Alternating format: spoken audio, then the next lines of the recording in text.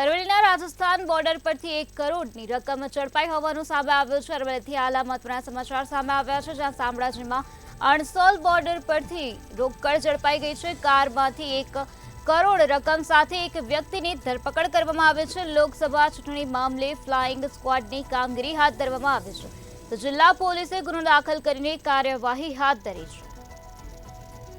Aravalli Rajasthan border પરથી 1 કરોડની રકમ ઝડપાઈ હોવાનું સામે આવ્યું છે, જ્યાં શામળાજીમાં અણસોલ બોર્ડર પરથી આ રોકડ ઝડપાઈ ગઈ છે। કારમાંથી 1 કરોડ રકમ સાથે વ્યક્તિની ધરપકડ કરવામાં આવી છે। એક વ્યક્તિની ધરપકડ કરવામાં આવી છે અને કાર્યવાહી હાથ ધરવામાં આવી છે, તો લોકસભા ચૂંટણી મામલે ફ્લાઇંગ સ્ક્વોડની કામગીરી હાથ ધરવામાં આવી। જિલ્લા પોલીસે ગુનો દાખલ કરીને આગળની તપાસ હાથ ધરી છે।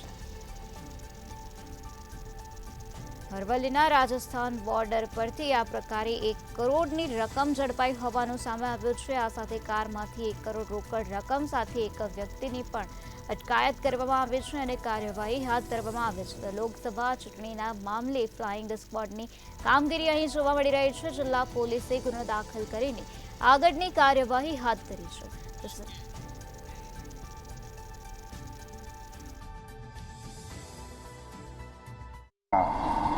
અમલમાં છે એ અંતર્ગત ગાંધીનગર રેન્જના ડીઆઈજી શ્રી વિરેન્દ્રસિંહ યાદવ સર અને અરવલ્લી મોડાસા પોલીસ અધિક્ષક શ્રી શૈફાલી બરવાલ સાહેબ એઓએ આગામી ચૂંટણીના અનુસંધાને આંતરરાજ્ય બોર્ડર ઉપર ચુસ્ત બંદોબસ્ત ગોઠવી અને જે નેશનલ હાઈવે 48 છે એના ઉપરથી જે પણ વાહનોની અવરજવર થાય છે એનું સઘન ચેકિંગ કરી અને અસરકારક પરિણામલક્ષી કામગીરી કરવી એવી સૂચના આપેલ।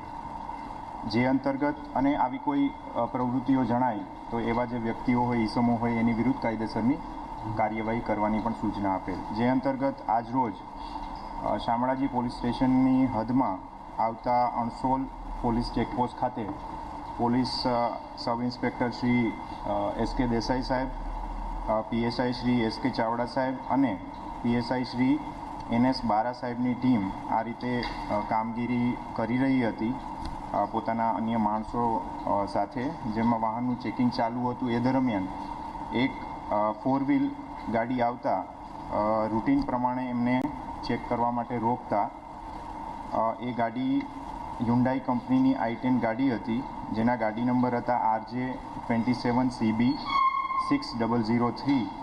એમાં ડ્રાઈવર